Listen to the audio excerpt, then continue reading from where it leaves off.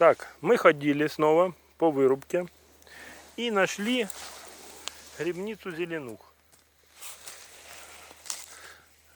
Как она называется правильно? Зеленуха пурпурная, да? Значит, гриб зелено-желтого цвета. Очень душистый. Даже когда приготовишь его, он пахнет. Так. Ножка зеленая, все зеленое у него. Тоже червивые вроде не бывают. Но все равно надо проверять. Так. И вот.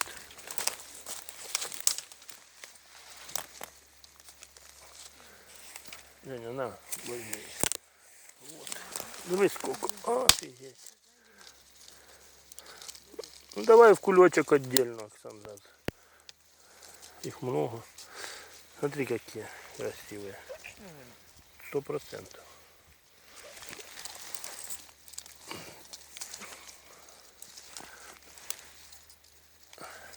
Зеленуху спутать с чем-то трудно, потому что других зеленых грибов на пальцах. Есть еще зеленая рядовка, вот, но она полностью зеленая, без желтых вкраплений. Сейчас я еще тут сниму.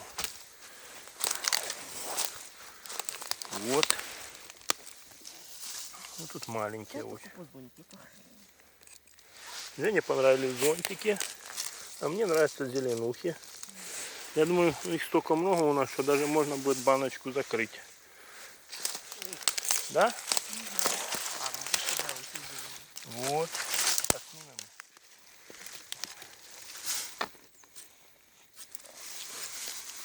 Вот так вот.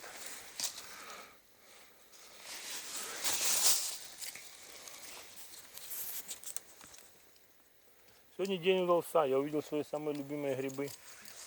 Зеленушки.